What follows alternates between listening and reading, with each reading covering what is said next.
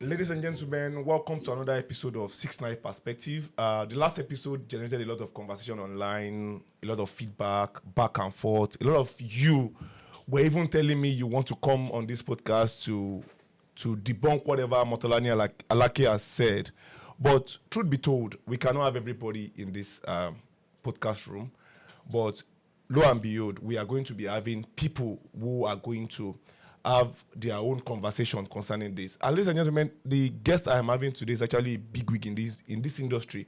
When it comes to shaping Nigeria economy as a whole, he's a man, he's a big man. He has done enough. He's the CEO of Jaros Home, he's the CEO of Jaros Hub, he's the CEO of Jaros FC, Fortress Consult. I can keep mentioning what he has done. And he's a man of many feathers in his cap, but he's still my big brother. He's still my egbon, regardless of whatever you know him for. Ladies and gentlemen, my uncle, my big brother, Mr. Suraj, is in the building. You call him Jaros, but we call him Sajay Nai. Sajay, you're welcome. Thanks so much, Okwe, and a big fan of your work. Thank you and, very what much, you've sir. been doing. Thank you very much, sir. Lagos Liga, the coverage of local leagues, driving conversations online, and I mean, So don't make me emotional right you now. know, you're always there for for anything that has to do with sports, conversations, and development in Nigeria. So, Thank you very much, sir. When I was contacted that you wanted to have me on your show, I said anything for Okwe. Look, he's got not big enough. See me as Ajay on the same podcast. Good to have you, sir. And I'm in good mood today because it's Arsenal is having a good run. So Champions I'm more than League. happy to just be here. But don't worry, I will not banter you today, regardless of whatever happened, because I will live today for not, you. not, it's fine. I will live today for yeah, you. shoot. So let's dive into the conversation. We had a conversation the last time, and the guest that came here said something about strikers in the 90s, in the early 2000s being overrated, and strikers in the present day being massively underrated. You are a generation ahead of us. So what is your own opinion about that, sir? Okay, yeah, thanks so much for that. I saw that conversation online, and I feel like, yes, I cut across my own experience as a football enthusiast, as someone that watches the game and also plays the game, even though at a mature level, I cut across the two generations. So I don't think. I don't agree with him. I don't believe that the strikers of the 1990s up to the early 2000s were overrated because there was a lot more competition. There were a lot more, maybe, finance and, power was very, the power, as a striker in that generation, you needed you mostly needed a lot of power, you needed, the technique, you needed, before, a lot of people are even doing very well, and they were not even rated highly in the in the football world. For example, Yakuba Ibeni was returning 17, 18 goals in the EPL exactly every season, and he wasn't even rated as as the best of that generation. Any striker doing 15, 16, 17, 18 goals this year, in this generation, I think you get a lot of high rating. Exactly, you get a big shout, and so I don't believe the strikers of those of that generation were overrated. So I'm happy to have the specifics on that things, but in general, I don't believe it. And I just cited an example of strikers that were regarded as mid in that generation, and the numbers they were pulling in that generation. Compared to the strikers we have now, it's not it's big deal if you are putting that kind of number now. You are regarded as a big striker, the top there. Clubs is campaigning for you and all of those things. So I don't believe that strikers of that generation are overrated. Okay.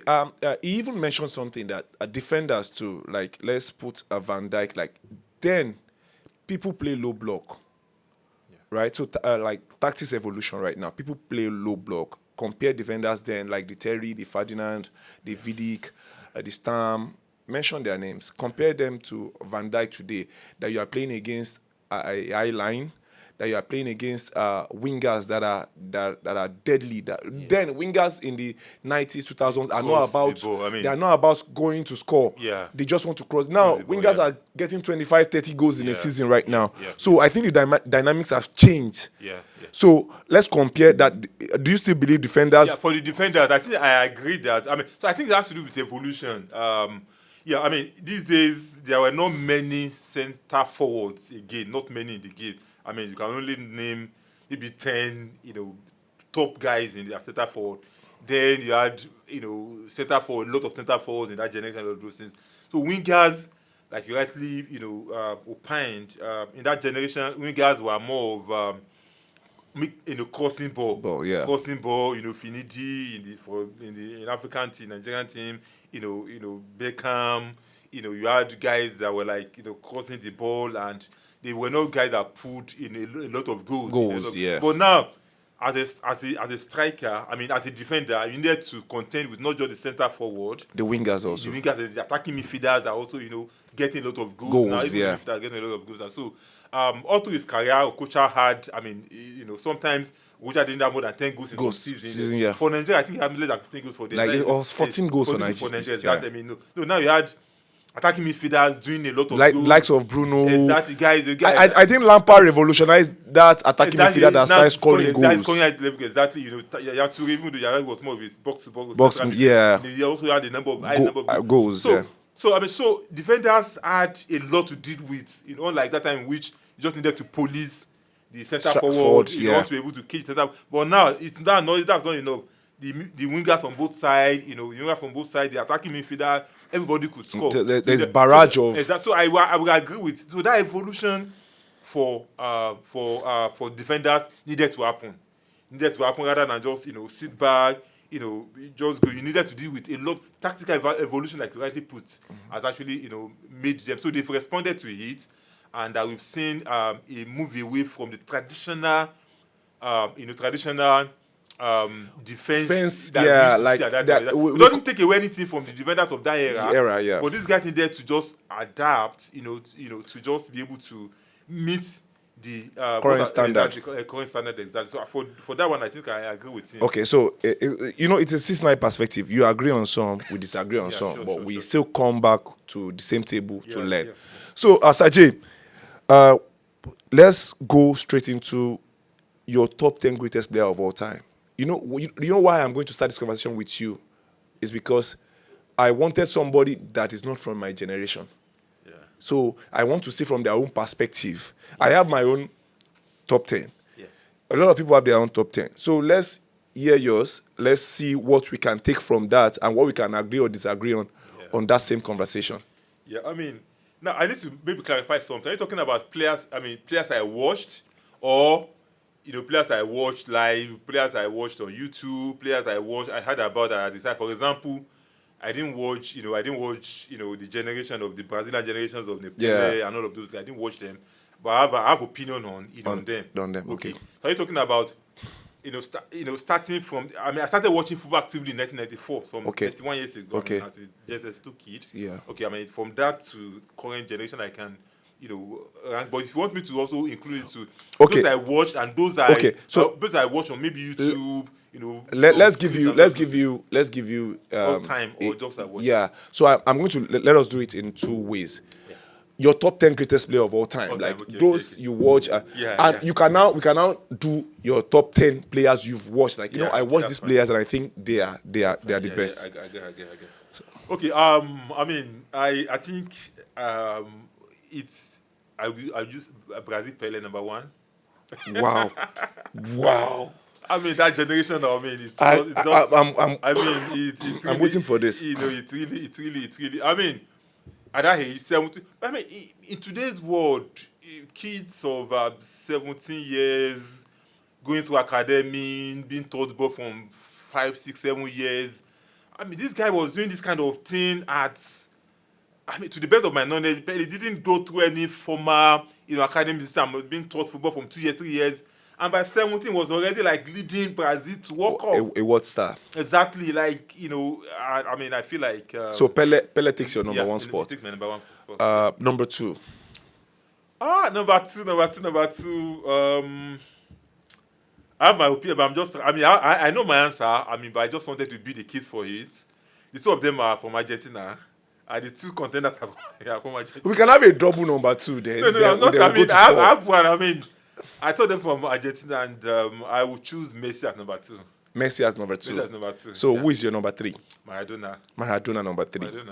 So 1, 2, 3, Pele, Messi, Maradona. Yeah. So Cristiano Ronaldo does not make your top three. I put as number 4. Best of the rest.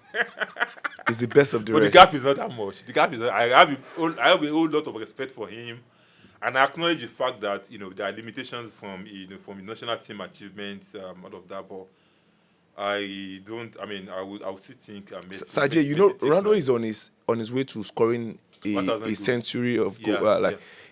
That is actually a big deal. It is a big deal. If you still look at that, from a goal per game ratio, I think Messi still edges in. Okay, so Ronaldo is your number 4. Number 5. Yeah, number 5. Number 5 is Zidane. Zizou. Zidane is number 5. Number 5. Oh, Zizou number 5. Yeah, Zizou number 5. Number 6. Ronaldo de Lima. Ronaldo de Lima is number 6. Okay. Ronaldo de Lima as number 6. Yeah. Ronaldo as number 6. Yeah, too far. Your own opinion. Too far or too should be up. But I feel okay. Let's go number 7. Okay, yeah, number 7. I think for a country that did not, that has never won a World Cup, which is Holland. The Dutch team. I think Cruyff has done a very, very Johan Cruyff. Johan Cruyff has done a very, very good. He had a very great career in Barcelona. He more or less redefined, the way football is being played, total football. Right from his playing career in the 1970s, to his career. Is it the greatest player to never have won the World Cup? No, Ronaldo will take that. Ronaldo or Portugal will take that. Okay. Ronaldo will take that. Okay. Easy one. That should be an easy option. I don't think anybody should disagree with that. Maybe some old generation might say something, but I think he should easily take that one. Your number 8. Yeah, number 8. Ronaldo was fantastic. Okay, now we are getting there. Ronaldo was fantastic. He had a relatively short career span, but I think he was very fantastic, and I think. Is it coming from a place of nostalgia? I think it's. If it was just nostalgia, I think I would. I would have rated. Maybe guys like Neymar. All of these guys much higher.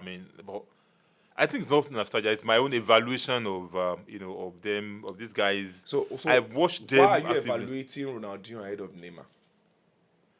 Of course, he's more. Neymar a little bit not as productive as Ronaldo. Yeah, not as productive as Ronaldo. He also tried to carry team. He tried to carry Brazil. Tried to carry PSG. But it's not comparable with Ronaldo. Ronaldo put a lot into the game. He scores goals. His longevity is also there. Very passionate about the game, and if he's he scores a lot of goals. And Neymar scores too. But I think we are missing something. Ronaldinho and Neymar. That's the conversation right now. Okay, you're talking about Ronaldo and Neymar. Yeah. Ronaldo de Lima is out of his league. Okay. I personally believe Ronaldinho was much better than Neymar.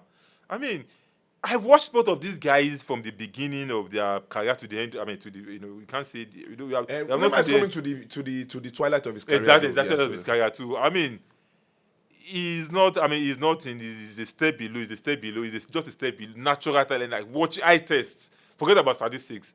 Okay. You might have more goals than him. Neymar might have more goals. Mm-hmm. But forget about statistics. Eye test. When I do for me. Number 9.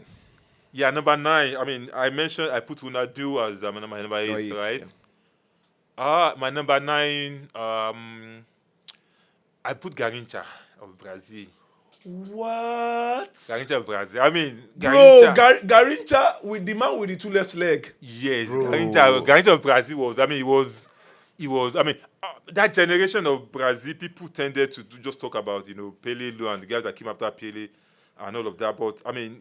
But Garrincha was actually the driving force of that Brazilian team. Of that Brazilian. So, it was not just the star exactly, boy. So, exactly, it was not the star boy, exactly, but he was, I mean... So, if you tend to overrate him, people that watch... I've spent my time, because I realized that many of the people that watch that generation of... Sometimes some people are even saying that... Garrincha was like... Those guys, even in Brazil, they believe Garrincha was the better player than exactly. Pele. So he doesn't appear to get that credit, but people, because of the, the guy that carried the team, all of those things, and even after him, but I think Garrincha, I've watched his clips, I've watched his, read a lot about him, and I think I have enough reason to rate him my top 10 greatest players ever. Number 10. And finally, my number 10 finally, my number 10 finally, my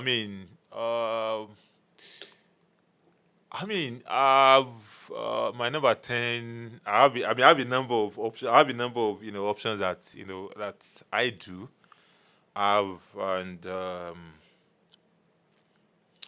let me talk about the candidate first before I now tell you who I'm going for. Okay. Candidate for it. Candidate for it. Candidate for it. Figo was decent. I'm a big fan of Iniesta, Xavi. I'm a big fan of those guys, and from their own generation. Very good guys.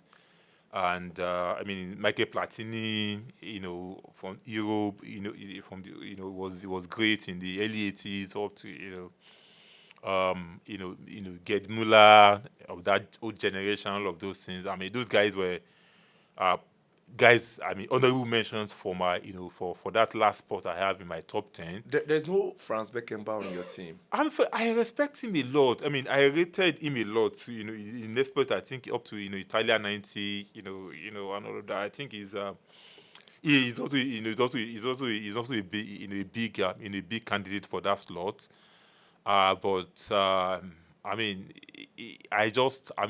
The statistics might be.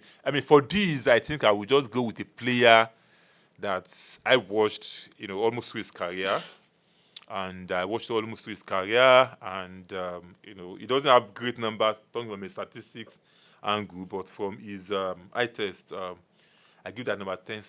It's a surprise. It's a very, very big surprise. That number 10 goes to Iniesta. Sajay mentioned 10 players. 10 players that did not include. Don't come for me. Sajay, top 10 player of all time, did not include Franz Beckenbauer. Yeah. No Buffon. No Eusebio. No Casillas. Should I keep mentioning the names? No Xavi. But this is Sajay's perspective. Yeah, so we are not going to. It's a 6-9 perspective though. So number 1 is Pele, number 2 Messi, number 3 Maradona, and he mentioned something. He said Ronaldo is the best among the rest. Ronaldo Cristiano, number 4. Zidane, number 5. Yeah. Ronaldo de Lima, number 6. Yeah. Number 7 is Johan Cruyff. Yeah. Number 8 is Ronaldinho. Yeah. Number 9 is Garrincha. Yeah. And number 10 is... It is not me that said it too. Iniesta. It is him that said Iniesta is number 10. You will know that Sajay has a flair for Brazilians. Yeah, I think I'm a big fan of Brazilians. Yeah. I want to entertain me. Yeah. Entertain me. He's a striker. He's a goal shy of his 100 goal. Yeah, he's not yet to score his 100 goal yet. Between me and him, we know that. It will come. But for you to mention at least 1, 2, 4 Brazilians in the top 10, it speaks volume of how much you like. I think you love that Brazilian side. Yeah. And we don't take anything away from their success. They are the most successful football team. Exactly. In the world. I think they've won the World Cup 5 times. Exactly. And if we want to even mention every generation, they keep producing even players. Even they have the likes of players. There's always one upcoming Brazilian player that everybody. Even if some have not listened, you know that the likes of they had the likes of Zico, Socrates that even did not win the World Cup, and they were everybody top stars. Yeah. And we did not mention Romario. Yeah, wow. That's it. Romario, that's. One of the best of the. Can I know the reason why you chose you've told me Johan Cruyff, but Iniesta being number 10. Why?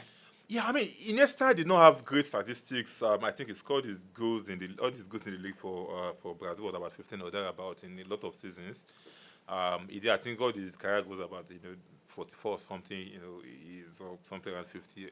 His career was 44, 50. I mean, he didn't have statistics to his side, but Iniesta was a beast. Iniesta was a beast. Is it coming from... And he scored World Cup final. Of course, wasn't the only one that was scored for World Cup final. He scored a decisive goal. For when it was needed most to win for the Spanish national team. For the Spanish national team. I think it was this semi-final of it seemed it was the goal he scored versus Chelsea. Yeah, for Barcelona, exactly. Those very important goals. He did all of that. You don't have many goals, but and holding the ball on his leg. I know that is where you are going to. I know Iniesta is actually aesthetically pleasing when you watch him. Yeah, exactly. But compare him being pleasing to Zinedine Zidane, who is more aesthetically pleasing. Zidane was another level. Zidane was another level. He was another level because, the way he makes things easy. I mean, Iniesta puts more Ishan on his own, like he's still like he's, like on that touchline, that touchline. He had effort to it. But today we just, we just throw one pass out. How did he see that guy? How did he see, how did he see this guy? He had a number of updates too, but it was, you can hardly watch Zidane and not just like football. You can hardly watch him and not have football. It wasn't. I mean, now we talk about statistics and all of those. He didn't have great. It wasn't a 20-goal season striker and all of those. But he still had numbers to his side. He had numbers to his side. And he scored in important games. Exactly. World Cup. I mean, Euro 2000. It was all about him. Exactly. Euro 2000. Exactly. France 98. It was all about him. So 2002, when France, France didn't do well. It was because he didn't. Even the highlight of his career, 2006. Exactly. I mean, we saw a Zidane that was going to the end of the final, but he still showed that. Yeah, exactly. You know what? Form is temporary. Class is just a permanent thing. Exactly. So I think for me, I think he's on another level. So you rate Zidane ahead of Iniesta. So now, this is the top greatest 10 players of all time for you. Yeah. Top 10 players you've watched. Yeah. I mean, the one I watched, I won't include Maradona, even though I watched Nigeria's game. I watched the 1994 game, World Cup, which was his last tournament. It was disgrace out of that tournament. So I won't count that. So I won't count that. USA 94. So the ones I watched actively, the one I watched actively, of course, I mean, Messi number 1. Okay. Messi number 1, Ronaldo number 2. Messi number 1, Ronaldo number 2. Of course, Zidane number 3. Ronaldinho. Ronaldo de Lima. I mean, okay. Ronaldo de Lima. Then Ronaldinho. I mean, those five already made my top 10 already. And of course, Iniesta. Iniesta, Xavi. I mean, Xavi was very, very.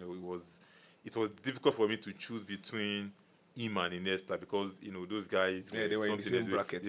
I mean, I think I just felt like Iniesta did a little bit more. He did a little bit more, so it's slightly better. So I would choose him.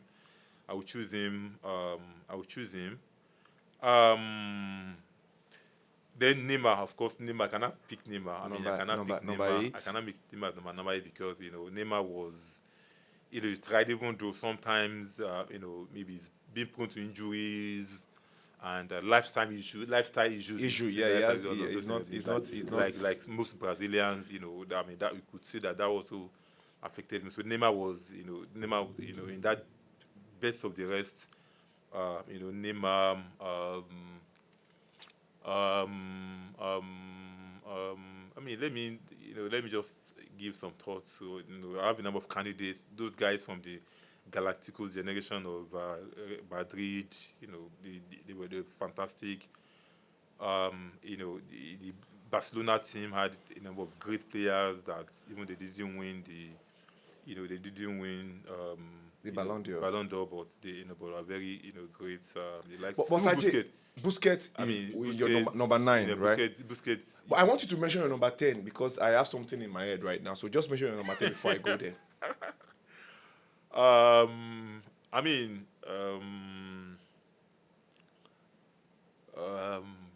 Top 10 players I've ever watched. I put Busquets as my number 9. Busquets. I have a team of players that, intelligent players, not just power, not just.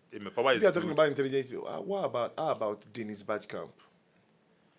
Oh, and an Arsenal fan, I should not have forgotten him. I should not forget. But I'll put Henry as number 10 before. Bro, I don't want to set you up, but I'm just trying to. I put Henry. I put Henry. But Sajay, how would you rate?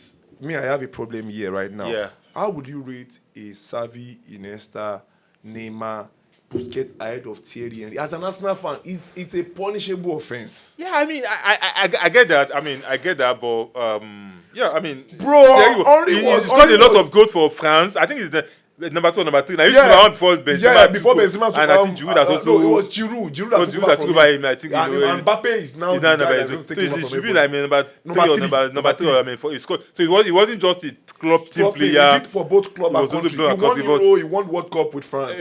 But unfortunately, he was good. Great player, carried Arsenal. But I don't think we should. But I think that the Arsenal generation is not just about him. To be honest with you. I think sometimes you give, great player, easily the greatest player, in Arsenal's history. In some people's view, even the greatest EPL players of EPL generation, in some people's view, and some I can't also rate him the greatest player, the greatest foreign player in the EPL. I don't know. He has a lump of things on his side. Statistics also work on his own. A lot of those things, but.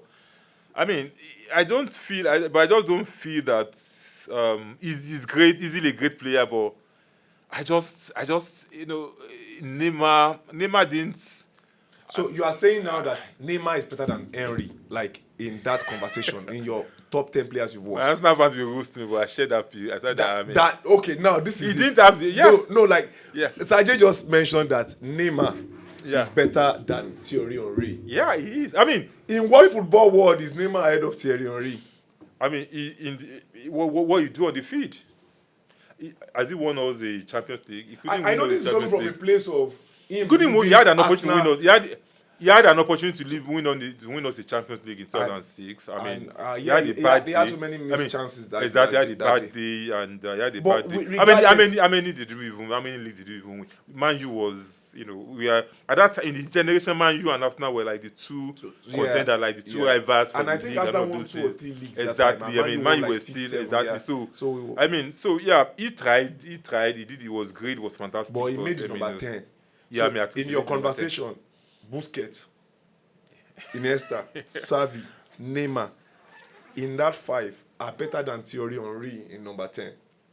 Slightly. Okay. Slightly. I like Busquets. Busquets makes life easy, makes football easy. Like he was very.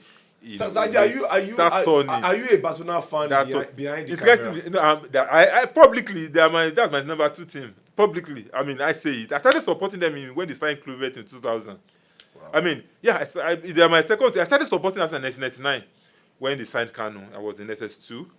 And the next year, I watched Euro 2000, Holland, the Orange Boys. They did very well. And they got to, they did very well. And they got to the semi-final. Exactly. To an Italian side that defended with their lives. Exactly. So, and they were my team in that tournament. They were my team in that tournament. So I like them. They are. You can't tell of them. Sajay, I followed him. So Kluivert, I followed because of that. I think at the beginning, it was that season that he joined Barcelona. I followed. That was when I started in Barcelona too. Okay, so I have some soft spot for Barcelona. Even, of course, not more than Arsenal, which is my primary club. I have some soft spot for Barcelona too. All right. Let me just mention something. I think that team, that Holland team, that Orange team is the best Orange team ever. People would argue this thing with me. Some people will argue and say that. But like the Johan Cruyff and all, but the truth is, they had whatever it takes in that team, and I think they are just an unlucky side when they come to going to big tournaments. They played the best football. Yeah. If they had beaten it, Italy had gotten a red card in the first half in that game, and they got a penalty that they missed. Imagine and when they went to penalty shootout, if they had gone to play final France in the final, they would have defeated France easily. I'm saying this thing open because that team had the balance. When you are a team that is going to, you have the like of Dennis Bergkamp, you had like of Koku, you had like they were a team that Seedorf, David, Edgar Davids, mass over mass. They were a complete team. I agree. Giovan Broncos, Ray Ziga, I agree. Van der Sar was the goalkeeper. Bro, that team was every department. They were just unlucky. Yeah, I mean that. And that has been their biggest problem.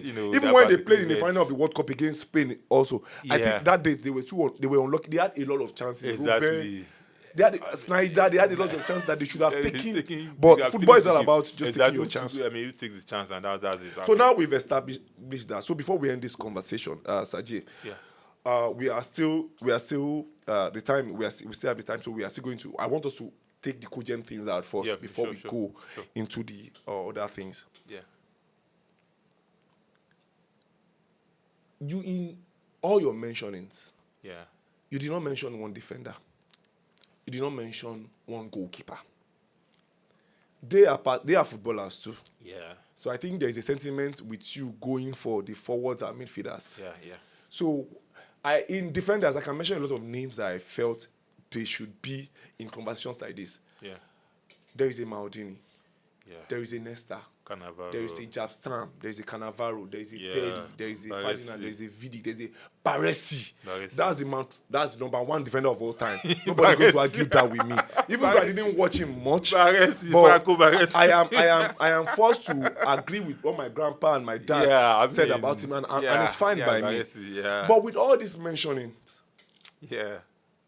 with someone, European football, before it became a team, it was our local football, our national team. Yeah. That was what gave us joy. Exactly. The likes of Rashidi Yekini, you did not mention them. The likes of Amunike, Austin JJ Okocha. We had great players. If you had asked me to mention the top 10 African players ever, a number of those Nigerian, but we're talking about globally. Come on. I don't think any objective assessment, no matter we put any of those guys in their top 10. Rashidi was great. He was good. 37 goals for Nigeria national team. But do you think Osimhen will be greater than him? No, Osimhen is going to break that record. I think he's on 25 or so now. I think he's going to break that record. He's going to break that record, and he's already done for the club side. He's already greater than him. 8 in Ballon d'Or. He's going to score in Spain, in Italy, like that he's going in Turkey. Exactly. He's going to win in Turkey. Exactly too. So I think if he's able to do that of national team, then the only thing is you can say that he might not score in the World Cup. He hasn't won the Nations Cup. He has not played the So the argument will continue with Rashid and all of those things. But I think Osimhen might be might easily stop him. But you're talking about top 10, even top 10 in the world, in Africa. For my own list, maybe 2 or 3 Nigerians may appear there, but talking globally, I don't think any objective. Of course, we all have our biases, but I don't think any amount of bias, nationalistic bias, will make anybody rate any Nigerian among the top 10. Whether of all time or whether in the past 30 years, when some of us have started watching football. Okay, so now let's talk about defenders right now and the goalkeepers. Yeah. Since they did not make your top 10, can we have your top 3 defenders of all time and top 3 goalkeepers before we now go to the final thing, like that final conversation? Okay. Top 3 defenders of all time. A lot of options, a lot of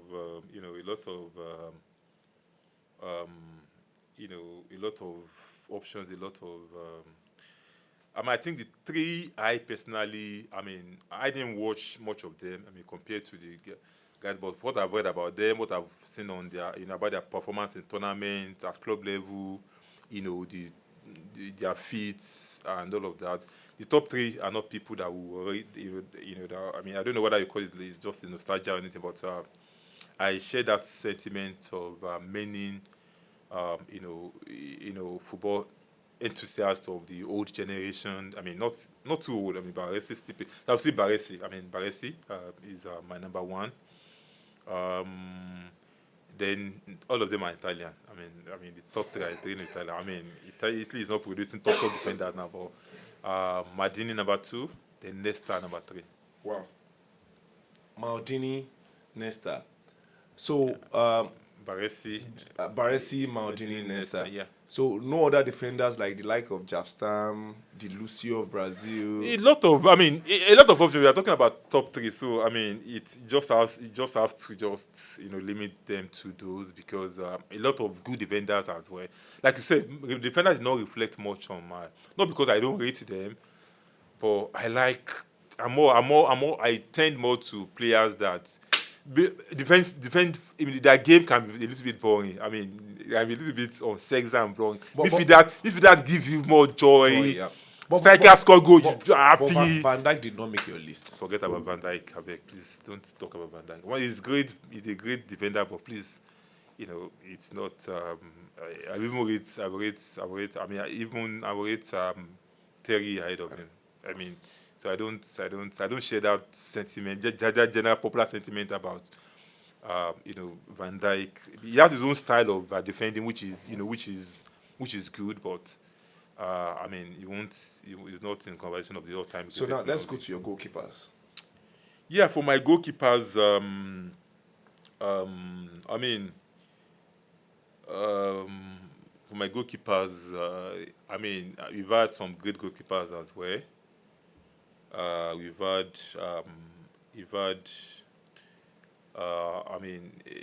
think Casillas is my from the keepers I pay attention to, whether the ones I've watched.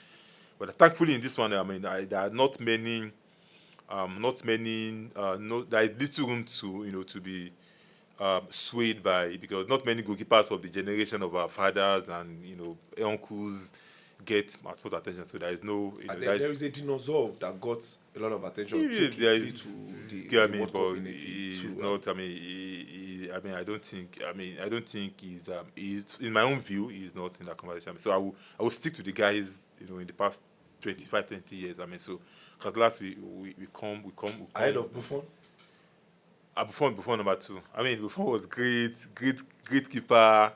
Italy is always producing, good goalkeepers. Defenders, goalkeepers. I don't know what's wrong with them these days. That they still have goalkeepers. I think Donnarumma is a decent goalkeeper. Yeah, so I'll put it number 2, number 3, Noah. Noah has really done. He redefined. Yeah, exactly. Sweeper should be. And I think we tend not to grade, because maybe sometimes when you last too long, people tend to forget about you. If you're talking about 6, 7, 10, even 10 years ago, Noah would have been. But now maybe because Bayern have not really been. People are forgetting him sometimes. You leave when the ovations are the loudest. Exactly. At this point, I think he has overstayed his welcome. Exactly. So people don't tend to talk about him. He was top 3 in Ballon d'Or. Yeah, he was top 3 in Ballon d'Or for a keeper to be a Ballon d'Or. It shows the kind of quality he possesses. Exactly. So of course he still got it. It's not. His records are still there. So he's my number 3. Okay. Now that we have established all these facts, you have said whatever you want to say, and it's fine by me. Yeah. Now there's something they call Mount Rushmore, like where you 4 greatest in that field. So this is going to be what we are going to end this conversation with. Okay. It's going to be very short, but we are going to end that conversation with the Mount Rushmore. Okay. But before we go to that Mount Rushmore, when Montolani came here, so I asked him about these 3 strikers. Suarez, Benzema. Who's the third person again? Lewandowski. Thank you very much. So Suarez, Benzema, Lewandowski. These 3 strikers in front of you. Yeah. Start 1, bench 1, and sell 1. Now you're going to give me reasons. So I'm giving you all the time to talk about these three strikers. Yeah. So before we go to the Mount Rushmore, I'll tell you the Mount Rushmore of what we are going to end this conversation. Yeah. So these three strikers, over to you. I'm going to start Suarez because Suarez brings, I think it brings more to the game. He is, in my own view, the best in terms of dribbling, for all of them. It brings that to the team. Benzema too is a decent dribbler. He's a dribbler. That is a dribbler. But so you can rate them on that. But I think his finishing is great. Finishing. But is he a better finisher than Lewandowski? One factor is not enough. One factor is not enough. So if he has a bit of most of the qualities of a striker. Even fighting spirit. Like sometimes even fighting spirit can make it. So I think Suarez is. I'm going to start Suarez because he's. You can say he didn't have much. Maybe Champions League statistics. But he has good numbers too. He has good numbers. But he's talking about Champions statistics. All of that compared to so I think outside Suarez he's more. He's a more complete. Forward in my own view. He has skills. He's there. Finishing. Maybe well-rounded. More well-rounded, exactly. So, who are you going to bench? I'll bench Lewandowski. Lewandowski is very, he's a great striker. He can score with his head. He's good in positioning. So I think I would. You now sell Benzema. Unfortunately. Fun fact: do you know amongst these three strikers, the only one person that won a Ballon d'Or is Benzema? That's our football. That one thing about football is that sometimes it's about time and chance. Sometimes, okay, it's sometimes about time and chance. I think there was a COVID year that was it cancelled. That everybody thought Lewandowski was going to win it. Yeah. No, I think was it COVID year. That was it. Was it the FIFA one that was cancelled? Yeah. So sometimes there's one that he should have won too that they give to Messi. Exactly. It was controversial. So time and chance happens in football too. Time and chance. Modric won the Ballon d'Or, but it's a personal view. In my own view, Iniesta and Xavi were better. They were better than him. In my own view, a lot of people, I don't agree. So time and chance, So you start Suarez, bench Lewandowski, and you sell Karim Benzema. Yeah. Okay. It's good. It is your opinion. This is my perspective. But Sajay is not new to the Dragons Online, so I know now. He's not new to no be today now. He's not new to he's not new to zero bonus. Somebody's going to comment at it. Zero bonus. Yeah. All those guys, don't worry. Everybody have their own. So now, the final one. Yeah. Your Mount Rushmore of football managers. Your top 4 of football managers. Now, just take your time. Let me take my time. I don't want to set you up, so I want you to take your time. Yeah. Football managers, top of football managers. Let me start by shortlisting before I now rank them. Let me in the 4 before I now rank them. The 4, I mentioned the 4 before I now rank them. Yeah, Okay. yeah. Let me say the 4. Of course, Mourinho will be there. Pep will be there. Pep is there. Mourinho is there.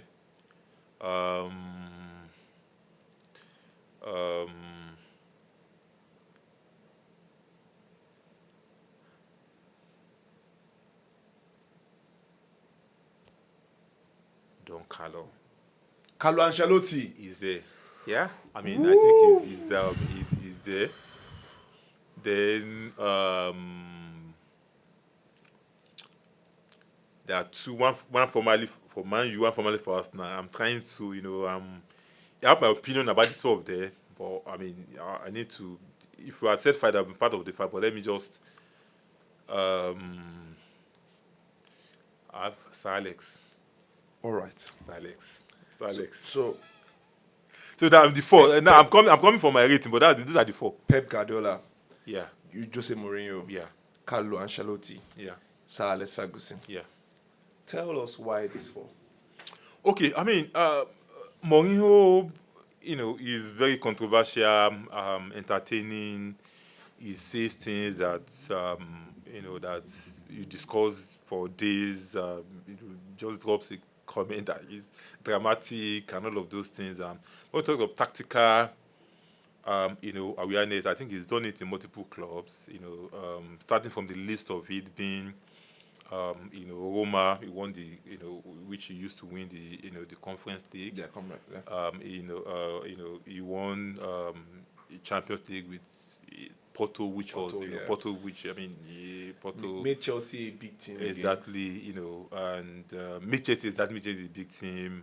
Yeah, some people good relationship with his players, and tactically, sometimes his football is not sexy. He might not give you the most sexy football, but most times he gets results. If he has the right.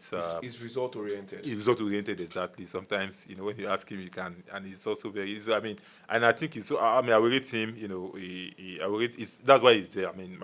We're coming to the number, but that's why I've included him. Pep. Pep is a lot of people have said that Pep is not tested because all the teams he has coached are big teams that have the material that have coached. Barca, Bayern, Man City. Let's see him coach a mid-size table before a mid club before we know what they can do. But the challenge is, but the truth is, if I'm proving myself in Harvard, why do I have to go to Unilag to prove myself? Why not OU? Why not OU? You can't be OU. Great effect. You are in Harvard level. Why not OU? Because you are in the same level with Harvard. Great effect. Shot fire. Great effect.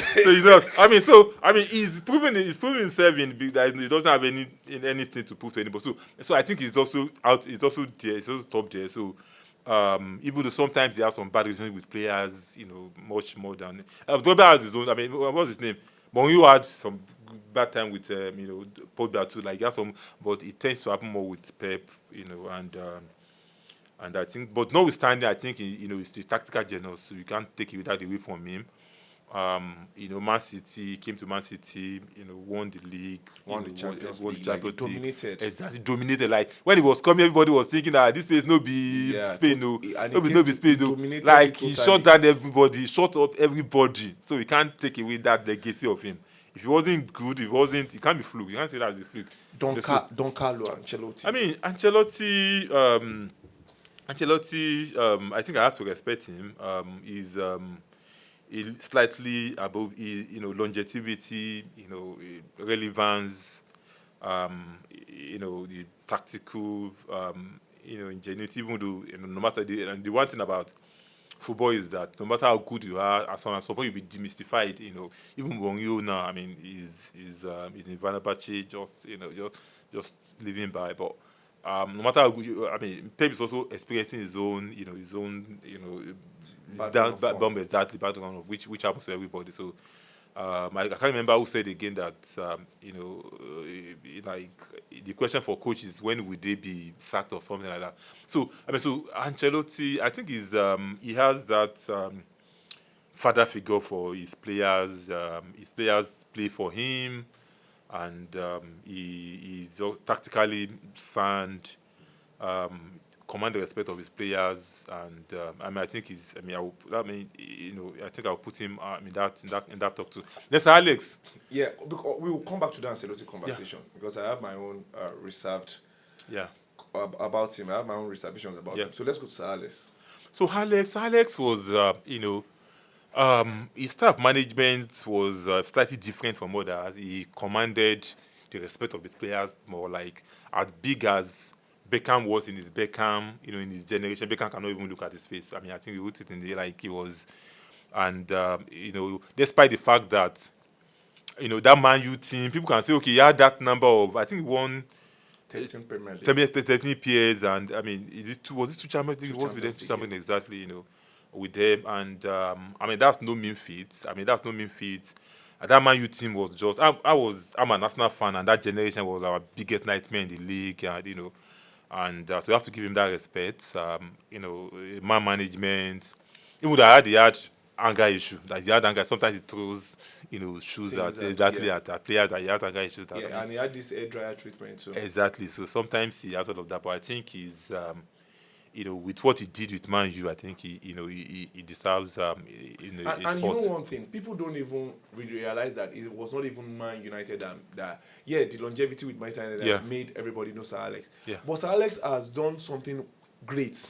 Yeah. With a club in his hometown called Aberdeen. Aberdeen. That beat Real Madrid in the Aberdeen, European exactly. Cup final, Aberdeen. even before he came to Manchester United. Exactly. So it shows that it wasn't a fluke. Exactly. Whatever he did with Manchester United, he had showed it over time. Exactly. That, I was meant to be great. Yeah. And with the little teams, like somebody coming to manage Ikorodu City now and taking us to a combination cup, and we are winning the cup and winning Nigeria. Exactly. That's his volume. It doesn't matter whether he did it in 5 years or 10 years. So now, but I have my own reservation about Ancelotti. Carlo Ancelotti ahead of someone like Arrigo Sacchi that had the greatest Milan team ever. I mean, it's that Arrigo Sacchi had the likes of Van Basten. Yeah, I mean, Milan generation I think it was sometimes the player pool too. I mean, Milan generation was like everybody's dream at that time. Like every player, they're like the Madrid of today, where I mean, every big player today you want to play in Madrid because that's like the peak of football. So that man, the question, did it make them great, or the AC Milan pool made those guys so that's the conversation we need to have. Arrigo Sacchi, for me, I mean, Arrigo Sacchi is actually that manager. Yeah, he's the manager of managers. I think I didn't pay more attention to him. I mean, I would just be a little bit more. I pay more attention to that Milan team more because I mean, that team was just star-studded, great. In their own generation, the best team, isn't the best team in the world. Isn't the best team in the world in that generation and all of that. And I think the players were just even the young Maldini in that team, like they were a menace. Yeah, they conquered Europe, they conquered the league. Like I think they went 2 seasons straight without losing. Yeah, I mean, I know. No, Milan they were that good. So put it in those conversation. Yeah, for me. Yeah, Don Carlo will not make my top 4 manager of all time. Fair enough. I would put someone like Arrigo Sacchi. Even in top 5, he won't make my top 5. Yeah. Would you? I mean, let me turn the table now. What's your view of Diego Simeone? I mean, in all of this, he's like the longest of all the big teams. I think he's the longest serving of coaches now. These days, coaches people easily sack coaches. Exactly. I think he's the longest serving in his generation. What happened with between him and Ancelotti? Who would you rate higher? I would. This is going to cause a lot of controversy, but I'm going to say my mind. Yeah. Ancelotti might have the longevity over the years and all. Yeah, he's been big clubs. Ancelotti has been bottling things from way back. People don't know that the Juventus team that had the likes of Inzaghi, Del Piero, they did not win the league despite how good they were under Ancelotti. And fun fact for anybody that is watching this right now, Ancelotti has never won as a manager, has never won a league title back to back. If you don't know now, you know. I'm giving you a fun fact, 100%. Yeah. He has never won a league title back to back. Yeah. He won the Champions League with Milan. He put a 3-goal lead in the Champions League final against Liverpool. What you are telling me is top 4 manager of all time? No, stop it. Nah, I mean, I will even rate someone like Elenio Herrera of Inter and then Bill Shankly. Yeah, I mean, so back to ahead of him. So back to Diego Simeone. Simeone has also brought to the number of things. Now I think for Simeone, I feel like he's coming from a place of. We want to give him excuse, right? No. I understand his own. Okay, because I actually supported him that 2012 final. I supported him versus Madrid. Into that Atletico Madrid team, they were nowhere to. Exactly. They were nothing. Yeah. So he gave whatever this same Simeone. Yeah. In the space of Real Madrid, Barcelona's domination, he has won the league twice. Yeah. From then, it shows that he's a contender. With what I have, I can still battle you. Yeah, exactly. So he had my respect for that. Winning a league ahead of Real Madrid and Barcelona, not once, not twice, when they were dominating. No, you cannot tell me he's not a good manager. Yeah, he is. I mean, I got a lot of respect for him. Been able to do, he enforced. I don't have all the qualities to play whatever you people are playing. Yeah. But the quality of what I have, and Simeone will produce defenders like the defenders in the 80s, 90s. And exactly. I remember one around football they played against Liverpool. Yeah. They scored Liverpool in the first leg 1-0, 4 minutes in Atletico. And Liverpool said they are coming to Anfield. They that Liverpool club team, they defeated them twice in the Champions League. They ousted them twice. And for 95 minutes, that was the best around football I've seen in my life. I've seen Mourinho park the bus. I've seen Simeone park the train. I mean, Liverpool had Salah, Mane. They were asking all the questions. I mean, that Champions League that they almost Champions League they were just unlucky. I mean, versus Madrid. They were that was what the Orange team too. They were just unlucky. Not that they're not a good side. I mean, like that late equalizer they were almost getting. It was always getting. So it was not that it was a walkover on them. Yeah. Against Madrid they competed. Yeah, I mean, Simeone. So for me, Diego Simeone is fine for me. I'll pick him. I'll pick Diego. I'm saying it. Yeah, I'll pick Diego Simeone that's ahead of Carlo Ancelotti. Carlo Ancelotti will make my top 4. Yeah, I mean, Sajay, even in the Mount Rushmore of if I go to top 6 of coaches of all time, Arsene Wenger will come ahead of Ancelotti for me. Yeah, Arsene Wenger, he did that my number 4 was a bit, I was in a bit of dilemma trying to choose between him and Sir Alex, but Sir Alex had more results to show for it, so it was easy for me to go for Sir Alex. But Wenger gave me he had a very good for sporting talent.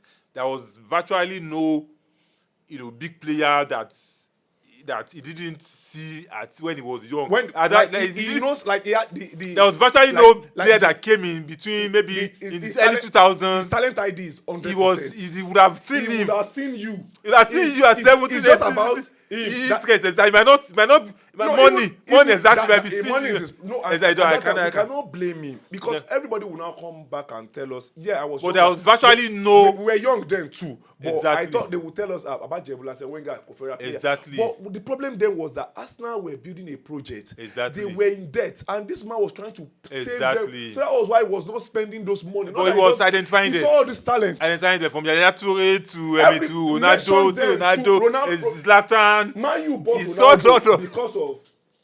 Arsenal were interested in buying Cristiano Ronaldo. Yeah. Like Zlatan. I mean, even Yaya Toure. They saw these things. He was always like he was very good at sporting talent. You gotta go and get. Just imagine go and get Adebayo from Real Madrid and it's turned people from. Even our own Kanu just came from even though it was already established as Ajax exactly, but just came back from heart injury and nobody could gamble on him exactly, and he took his but Adebayo was in Monaco, he brought him. He got 30 goals in one season, one of his best seasons I mean, he's very good at sporting talent, and he's also a father figure to players. Like he was always, and he brought a lot. He developed players from the academy internally and all of those. So a very good coach. Unfortunately, sometimes we couldn't win the Champions League in this era. I think if you had won that Champions League, maybe we would not be having that conversation about Arsene Wenger. Exactly. That was just what would have changed everything. I hate that Mourinho banters him a lot. That is especially in it happens in football. I mean, it's part of this that makes it game fun. Sometimes it just makes it game fun. Yeah. So, last but not the least, Jurgen Klopp did not make your top 4. Why? I mean, he was good. I mean, he was good. For a coach who used Dortmund to win the league twice. Dortmund is not a small team. I mean, Dortmund is not a small team. They've won they've.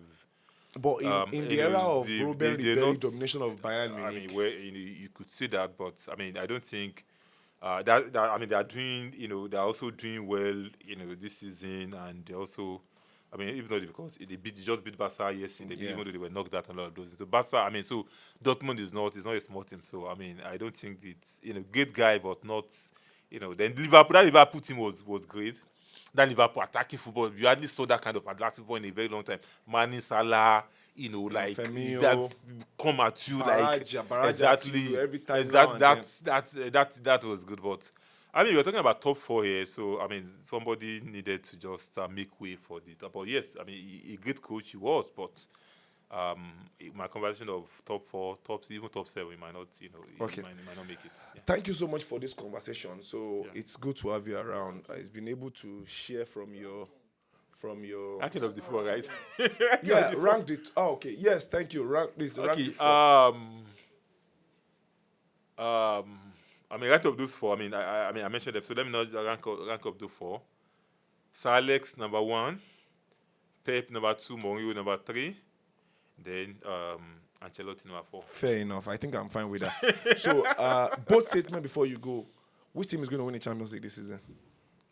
Should I tell you my mind or my head? You can say what is in your head, but what's in your mind is fine. But it's a bold statement. Bold statement. Bold statement, man. There's sentiment. There's a place for sentiment, and there's a place for reality and facts. Barcelona. Sorry, Arsenal fans are disappointed. I'll be happy if I'm wrong, but if I had to put my money on it, I think I put my money on Barca. I think Barca are beatable though, but it's fine. It's a seasonal perspective. Yeah, Inter. But I think it's people are. I mean, I want us to win. I want Arsenal to win in as an Arsenal fan, but I would be happy to be wrong. But if I want to put more money, then I can't put my money on Arsenal. You don't see Arsenal winning, Abi. I wish we do, but Serial butlers. I mean, I wish we do, but come on. But we're going to survive Madrid, Sha. We are going to survive Madrid tonight. Okay. We are surviving Madrid, so that's not that. I'm not even. That one is not a question. All right. But if we survive Madrid, I mean, it won't. I mean, you still have 2 games that you might not survive. All right. Ladies and gentlemen, once again, this is 6ix9ine Perspective, and we are coming to the end of this wonderful segment with Sergey. We've had this conversation, and I'm so happy that he's been able to say a lot of things. We had a lot of things from this conversation. He said that Neymar, one of those things, I'm going to go to my bed with this conversation, like Neymar ahead of Thierry Henry, Busquets ahead of Thierry Henry. But it's fine. It's Sergey. He can say whatever he feels. It's fine by him. I come to my house and beat I'm happy about that. So thank you so much for sharing our content, for liking our content, for subscribing. You can go to Sportfiber on YouTube. That's our page. To get this conversation, we have to keep it going. We want to thank you all for what you've been doing, for sharing your comments, your shares. We don't take it for granted. Even if you don't agree with some of the conversation, it's fine. In football, you can't agree with anything. You cannot agree with everything. Perspective, we cannot take your love for granted. Once again, thank you so much. See you in the next episode.